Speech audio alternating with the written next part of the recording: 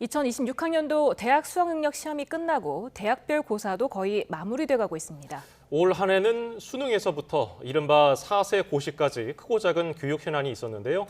교육부는 어떤 대책과 대안을 구상하고 있는지 최교진 교육부 장관과 관련 이야기 나눠보겠습니다. 어서 오십시오. 안녕하세요. 네, 안녕하세요. 네, 지난주에 대통령 업무 보고가 있었는데 네. 그 자리에서 올해 수능 난이도 논란이 좀 거론되지 않았습니까? 교육부가 이 사안에 대해서 좀 조사를 하고 있다면서요? 네, 어쨌든 국민 여러분들께 한국교육과정평가원에서 적정 난이도 출제를 위해서 정말 노력을 했는데 그랬지만 전반적으로 난이도가 좀 높았고 특히 영어 영역에서 절대평가인데도 난이도가 높아서 그 학생들에게 혼란 또는 부담을 많이 줬다는 것을 잘 알고 있고 매우 송구하게 생각하고 있습니다. 어쨌든 이번 사안을 계기로 수능 출제부터 그 문제 하나하나의 검증까지 그 검토 과정까지 전 과정에 대해서 면밀하게 조사해서 무엇보다도 근본적인 제도 개선 방안을 마련하는 일이 중요하고요. 그래서 과정을 통해서 같은 문제가 재발하지 않도록 하기 위해서 지금 조사를 하고 있고 이달 안에 결과를 보고 드릴 수 있을 것 같습니다. 예, 업무보고 자리에서 대통령이 질문도 했던 것으로 기억을 하는데 결국은 입시 경쟁이 심화되니까 그게 요인이 되지 않았나 이런 얘기였어요. 그래서 장관께서 수능 평가 방식의 전환 같은 대안을 언급하셨거든요. 구체적으로 어떤 내용입니까? 이건 뭐 국민적으로 다들 합의는 하실 것 같은데 AI 시대에는 그러니까 우리가 그 AI가 아주 짧은 시간에 다 맞출 수 있는 문제를 오지선다로 출제해서 그것으로 점수를 매겨서 학생들이 줄을 세운다는 것은 이게 타당한가? 이건 뭔가 변화가 필요하지 않을까에 대해서는 국민적인 합의는 있다고 생각하고요. 다만 그러나 그것을 실현시키기 위한 대학 입시를 어떻게 할 것인가 하는 문제는 또 다른 문제인 것이 대학 입시에 우리 학생들도 그렇고 학부모님들 그렇고 전문가들의 관심도 높고 어떻게 하면 좋겠다는 방안에 대해서도 다양한 의견이 있기 때문에 이 문제야말로 사회적인 이 합의와 수기 과정이 전제되어야 해서 신중하게 결정할 수밖에 없다 이런 말씀을 드리고 이 절차를 그 국가교육위원회와 함께 제대로 밟을 수 있게 하고 그때 교육부는 최선을 다해서 협조를 하겠다는 계획을 가지고 있습니다. 네. 서울시 교육감이 2033학년도 수능부터 절대평가를 도입하자 이렇게 제안을 했는데 장관님께서는 언제부터 이 대입제도 개편을 좀 가져가야 된다 이렇게 보십니까?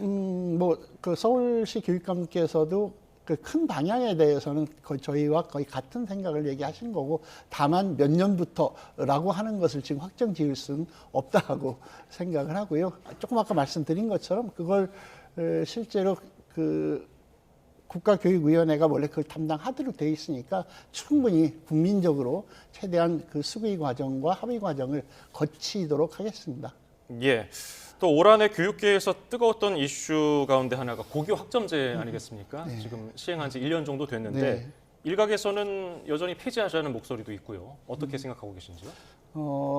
사실 그 2019년도에부터 이 정책이 입안이 되었고 6년간의 준비 과정이 있었습니다. 그리고 올해 들어서 이제 처음 시행을 했는데 한 학기를 하고 나서 제가 취임했을 때 보니까 이거에 대한 막상 하고 나서 보니까 여러 가지 현장에서 어려움을 호소하고 계셔서 제가 9월에 개선 대책을 마련해서 시급하게 조치를 내린 바 있습니다. 그래서 사실은 현장에서 그때 당장 어려워했던 많은 문제들은 해결까지는 아니지만 답을 좀 드렸는데 그런데도 아직도 몇 가지 문제들은 여전히 남아있는 게 사실입니다. 고교 학점제라는 제도의 이상적인 것과 상대평가로 이루어지는 내신 평가 방식은 이게 사실 맞지 않거든요. 내가 듣고 싶은 과목들을 학생들이 스스로 각자가 자기 교육과정을 짜서 할 수 있도록 한다는 것인데 그것을 상대평가한다는 것은 사실 취지에 좀 맞지 않을 수 있고요.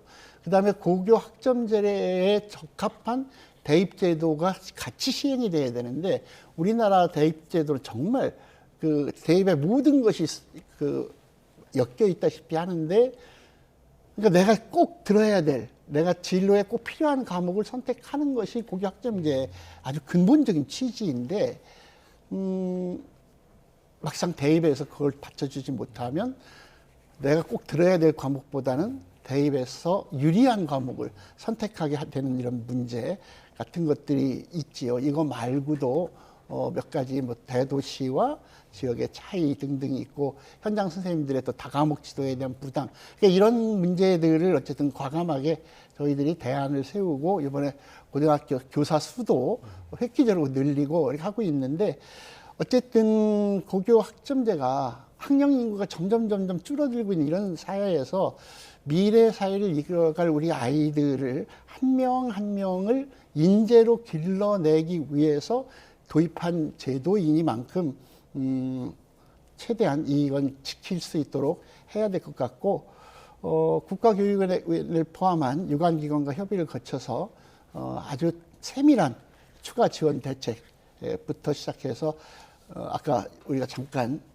시기를 확정할 수 없다고 말씀드렸습니다만 혁신적인 제도 개선을 포함해서 세밀하게 만들어 가도록 하겠습니다. 네. 그런가 하면 우리나라 사교육비가 지난해 29조 2천억 원, 네. 4년 연속 최고치를 경신하고 있습니다. 4세 고시가 외신에도 보도되고 또 4세 고시 금지법도 추진되고 있는데 교육부의 사교육 대책은 어떻게 마련되고 있습니까? 네, 어쨌든 사교육 대책 우선 그 지금 말씀하신 그 4세 고시 특히 우리 영유아 아이들의 건강 그들의 우리 아이들의 건강을 생각할 때 이게 과연 맞는가 특히 그 육체적인 건강도 그렇지만 어쩌면 아동에 대한 정신 학대일 수도 있다고 하는 얘기도 있고 그래서 그 4세 고시 금지법이 지금 국회 교육위원회 전체 회의는 통과를 했습니다. 그래서 지금 이제 법사위에서 그 논의를 남겨두고 있는데요.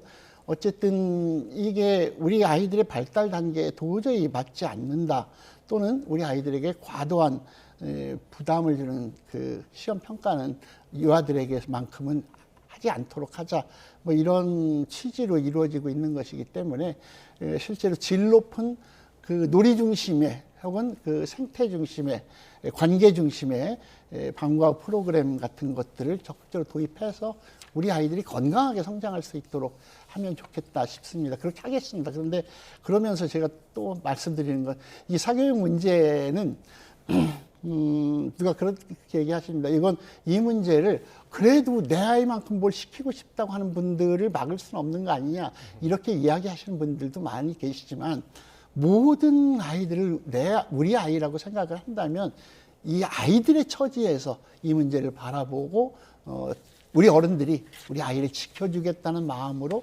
함께 해주셨으면 좋겠다 이런 생각이 듭니다. 예, 오늘 말씀은 여기까지 듣겠습니다. 최규진 교육부 장관이었습니다. 고맙습니다. 감사합니다. 감사합니다.